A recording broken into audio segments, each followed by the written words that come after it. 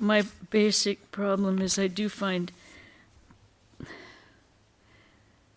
find what Ramakrishna says extremely easy to understand his examples. Mm-hmm. They're very simple. And I don't get tired of them.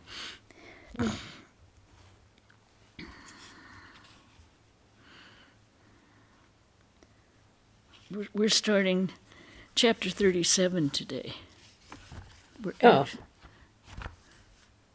In my version, it's page 707. I think they're all the same. Mm-hmm. Yeah.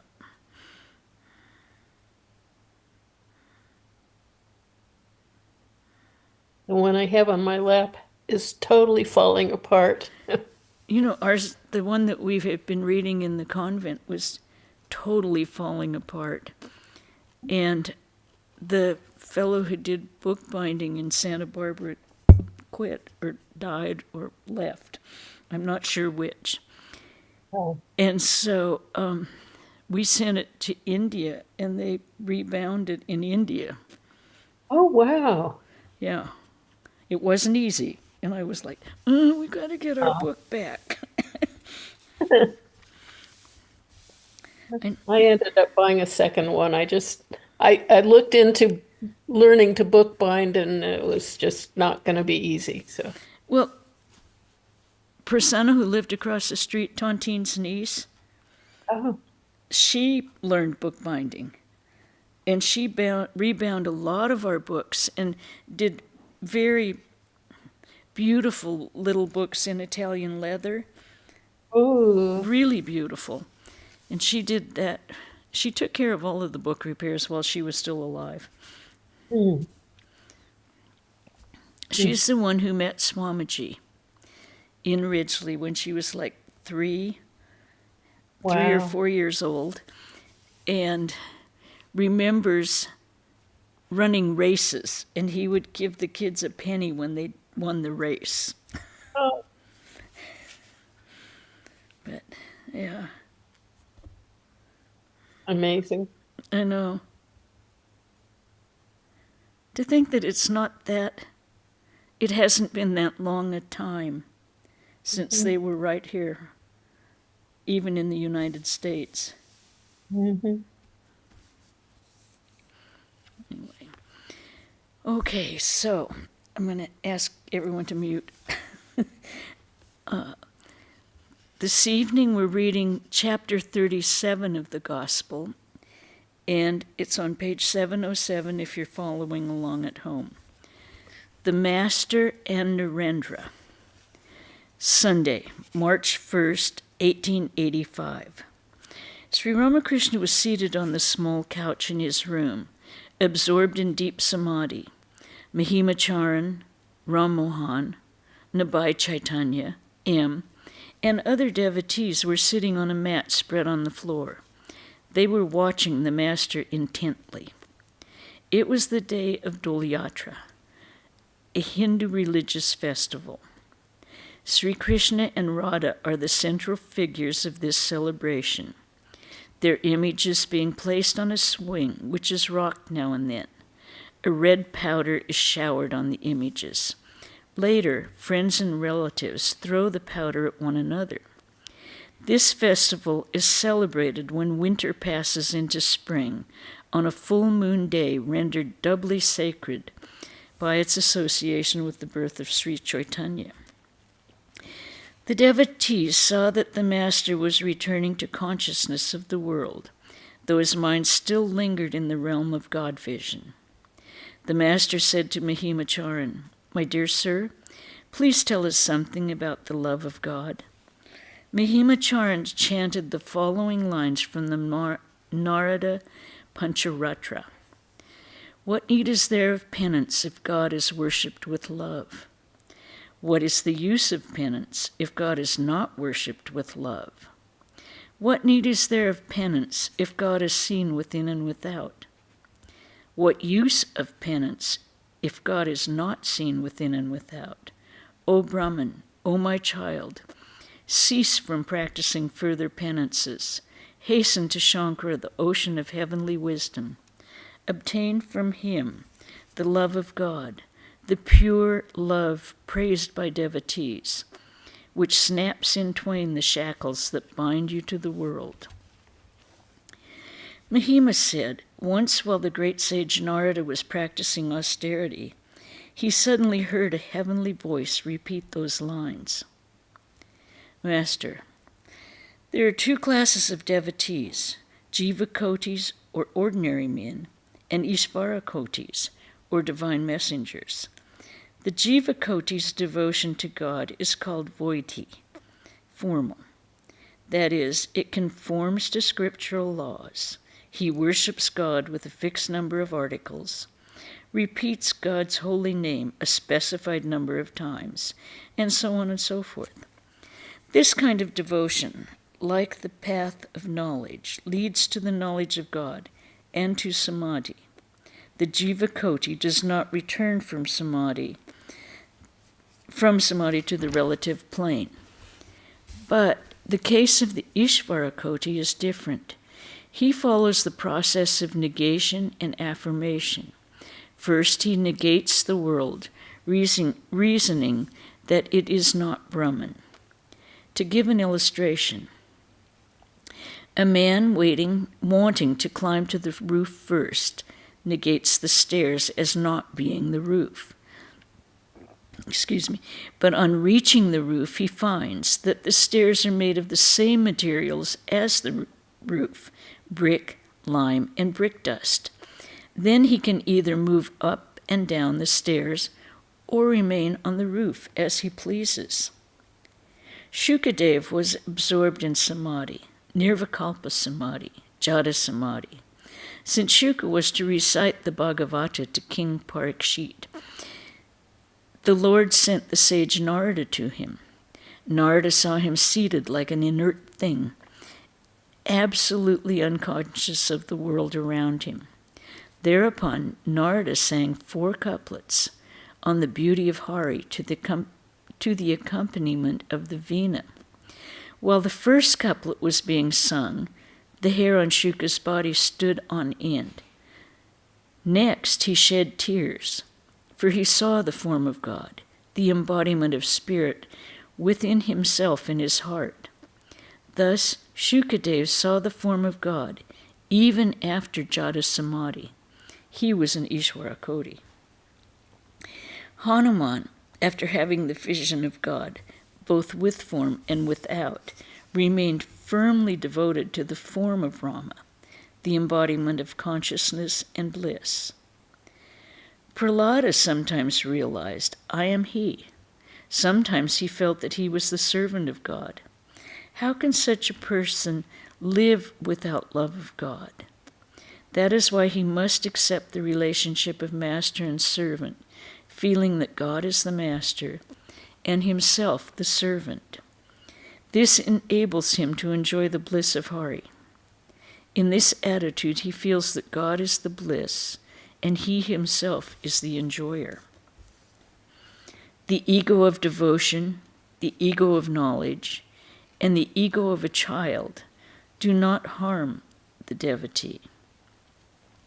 Shankaracharya kept the ego of knowledge.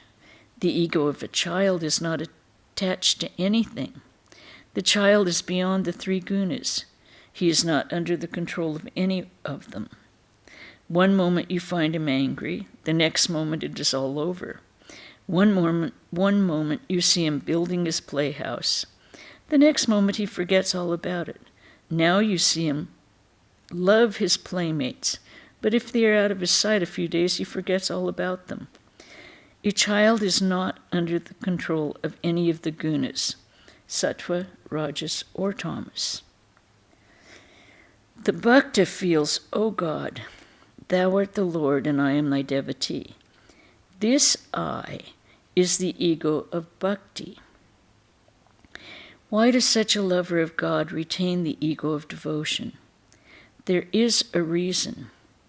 The ego cannot be got rid of, so let the rascal remain as the servant of God, the devotee of God. You may reason 1,000 times, but you cannot get rid of the ego. The ego is like a pitcher, and Brahman like the ocean, an infinite expanse of water on all sides. The pitcher is set in the ocean. The water is both inside and out. The water is everywhere, yet the pitcher remains. Now this pitcher is the ego of the devotee. As long as the ego remains, you and I remain. And there also remains the feeling, O God, Thou art the Lord, and I am thy devotee. Thou art the master, and I am thy servant. You may reason 1,000,000 times, but you cannot get rid of it. But it is different if there is no pitcher. Narada entered the room and saluted the master. Narendra entered the room and saluted the master. They began to talk together. Presently the master came down from the couch and sat on the floor, on which a mat had been spread. In the meantime, the room had become filled with people, both devotees and visitors. Master to Narendra, are you well? I hear that you often visit Girish Ghosh at his house. Is it true? Narendra, yes, sir. I go there now and then. Girish had been visiting Sri Ramakrishna for some months. The master said that none could fathom the depth of Girish's faith, and his longing for God was as intense as his faith was deep. At home, he was always absorbed in the thought of Sri Ramakrishna. Many of the master's devotees visited him. They talked only about Sri Ramakrishna. But Girish was a householder who had had varied experiences of worldly life, and the master knew that Narendra would renounce the world, that he would shun lust and greed, both mentally and outwardly. Master, do you visit Girish frequently? No matter how much one washes a cup that has contained a solution of garlic, still a trace of the smell will certainly linger. The youngsters who come here are pure souls, untouched by lust and greed. Men who have associated a long time with lust and greed smell of the garlic, as it were. They are like a mango pecked by crows. Such a fruit cannot be offered to the deity in the temple, and you would hesitate to eat it yourself.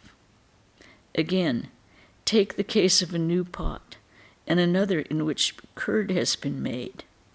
One is afraid to keep milk in the second pot, for the milk very often turns sour. Householder devotees like Girish are in a class by themselves. They desire yoga and also boga. Excuse me. I'm allergic to something that's excuse me. Their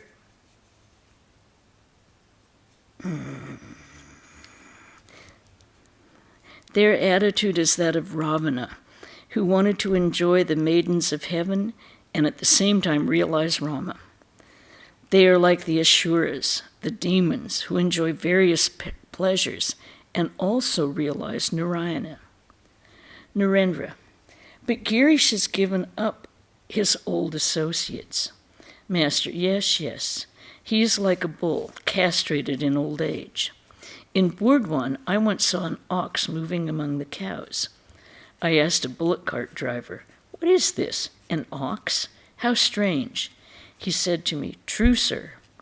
But it was castrated in old age, and so it hasn't altogether shaken off the old tendencies." In a certain place, there sat some sannyasis. A young woman happened to pass by. All continued as before to meditate on God, except one of them, who cast sidelong glances at her. Before becoming a monk, he had been the father of 3 children. If you make a solution of garlic in a cup, won't it be hard to remove the smell from it? Can a worthless tree like the babwi produce mangoes? Of course, such a thing may become possible through the occult powers of a yogi, But can everyone acquire such powers? When have worldly people time to think of God? A man wanted to engage a pundit who could explain the Bhagavata to him. His friend said, "I know an excellent pundit, but there's one difficulty. He does a great deal of farming. He has 4 plows and 8 bullocks and is always busy with them. He has no leisure." Thereupon the man said, "I don't care for a pundit who has no leisure. I am looking for a Bhagavata scholar. I'm not looking for a Bhagavata scholar burdened with plows and bullocks. I want a pundit who can really expound the sacred book to me." There was a king who used to listen daily to a pundit's exposition of the Bhagavata. Every day at the end of their study, the pundit would ask the king, "O king, have you understood what I have read?" To this question, the king would daily give the same reply, "Sir, you had better understand it first yourself."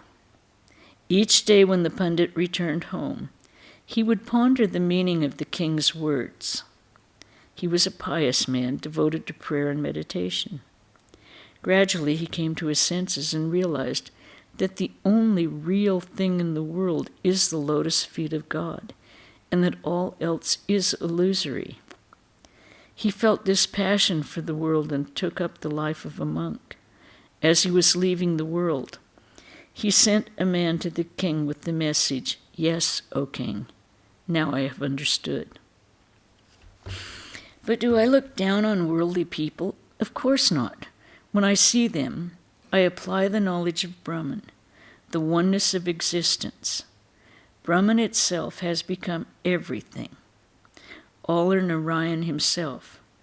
Regarding all women as so many forms of the Divine Mother, I see no difference between a chaste woman and a streetwalker. Alas, I find no customers who want anything better than Kalai pulse. No one wants to give up lust and greed. Man, deluded by the beauty of women and the power of money, forgets God.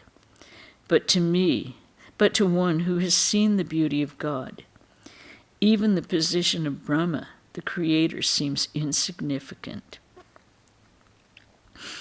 A man said to Ravana, "You have been going to Sita in different disguises.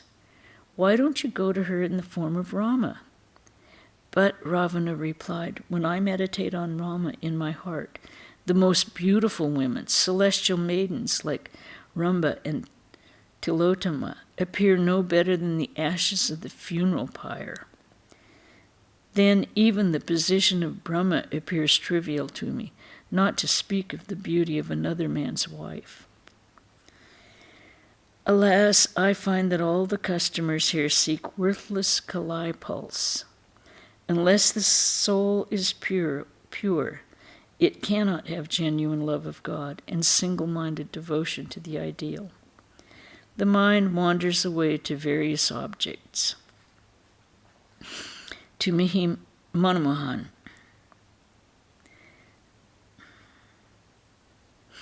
Now there's a footnote on this because Manomohan's sister was married to Rakal, who became Swami Brahmananda.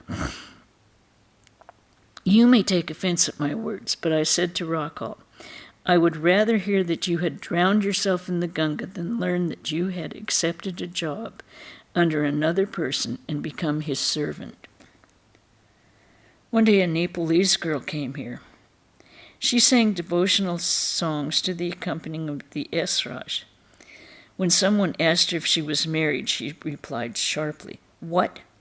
I am the handmaid of God. Whom else could I serve?" How can a man living in the midst of lust and greed realize God? It is very hard for him to lead an unattached life.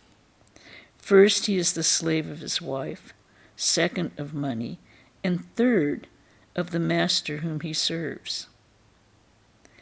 When Akbar was emperor of Delhi, there lived a hermit in a hut in the forest. Many people visited the holy man. At one time, he felt a great desire to entertain his guests. But how could he do so without money? So he decided to go to the emperor for help. At the gate of Akbar's palace, for the gate of Akbar's palace was always open to holy men. The hermit entered the palace while the emperor was at his daily devotions and took a seat in a corner of the room.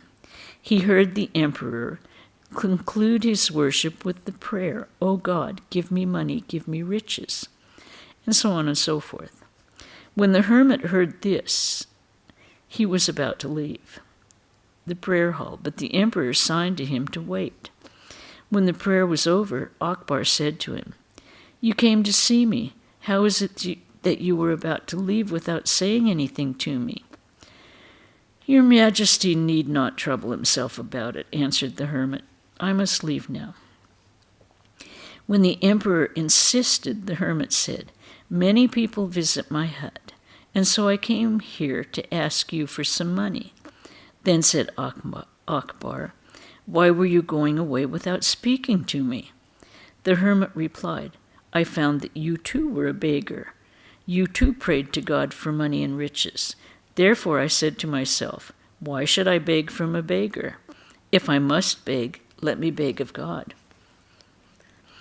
Narendra. Nowadays, Girish Ghosh thinks of nothing but spiritual things. Master, that is very good. But why is he so abusive? Why does he use such vulgar language to me? In my present state of mind, I cannot bear such rudeness. When a thunderbolt strikes near a house, the heavy things inside the house are not much affected, but the window panes rattle. Nowadays, I cannot bear such roughness. A man living on the plane of sattva cannot bear noise and uproar. That is why Hridoy was sent away. It was the Divine Mother who sent him away. During the latter part of his stay, he went to extremes. He became very rough and abusive. To Narendra, do you agree with Girish about me? Narendra, he said he believed you to be an incarnation of God. I didn't say anything in answer to his remarks. Master, but how great his faith is, don't you think so? The devotees listened intently to the Master's words. He was still seated on the mat, spread on the floor, with M by his side and Narendra in front of him. The devotees were sitting around.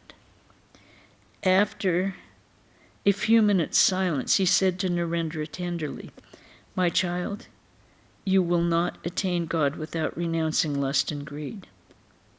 As he said this, great emotion welled up in his heart.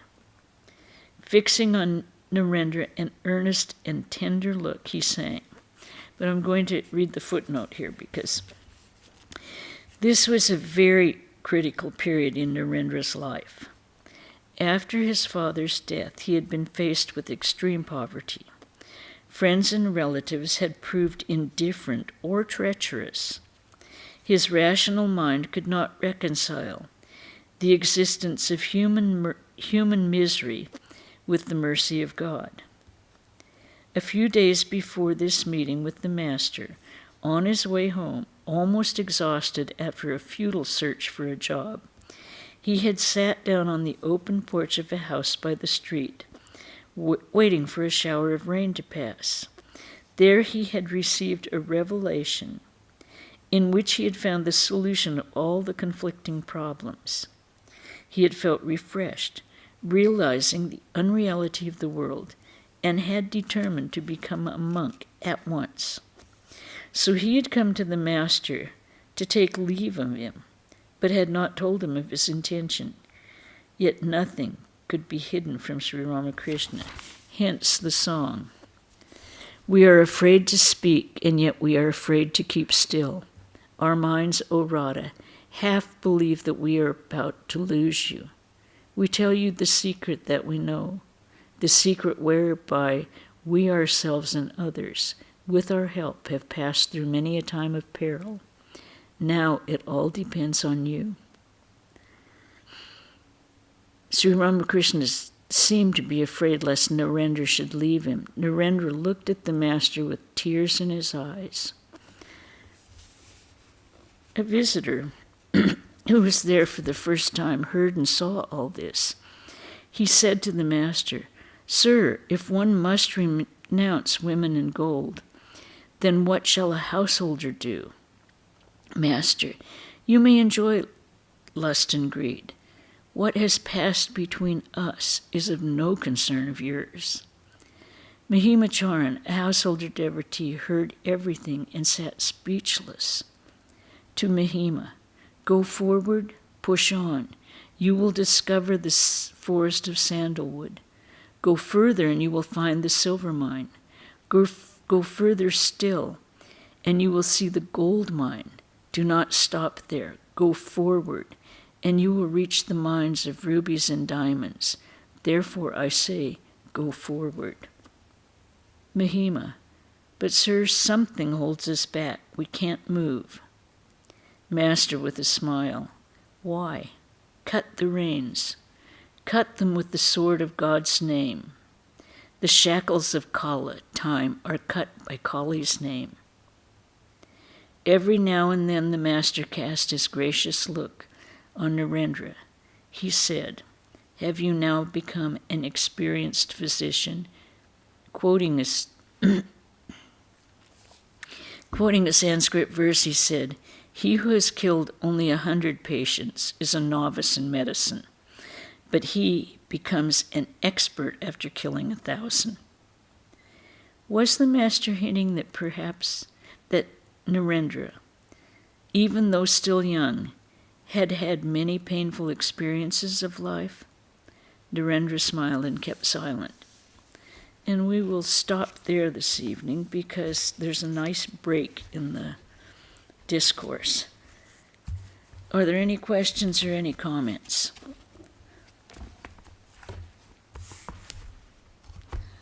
Okay, no questions or comments. Then we will do the announcements. We had a wonderful Karma Yoga day today. About 8 or 10 people showed up, and we did a lot of work that needed doing. Different kinds of work. Some were working in the library, some were working on photo albums, some were working outside in the garden. Some were clipping, some were hauling. So everyone had something. I hope to send you some pictures, Ganga, so you can put them up. Okay, tomorrow the talk is on Life is a Gift. And Wednesday at 5 o'clock we will have Glimpses of a Great Soul, a portrait of Swami Sardananda by Swami Asheshananda. And Saturday the 16th, we'll have our regular gospel reading at 5 o'clock. Swami Sarvadevananda will be up here on the weekend of the 23rd and 24th. So, and all of them are on Zoom or YouTube. Okay? Then we'll close. Om Shanti, Shanti, Shanti. Hari Om Tat Sat Sri Ramakrishna Arpanamastu.